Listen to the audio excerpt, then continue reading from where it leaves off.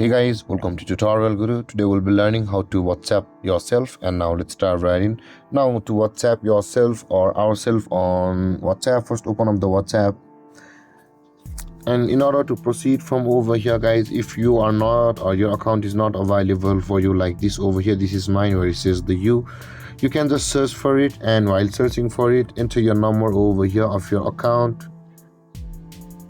And you can see guys, the only chat will be available with your account will be you can open your chat from over here, or you can go to the plus button where it says the green circle, tap on it at the bottom right, and this kind of interface will appear. Again, you can search for your own number over here, and after that guys, this is my number, and after you search for that, you will be available for yourself, and you will be able to WhatsApp whatever you are like on over here to yourself on the chat box, and it will appear on the chat box for you like this.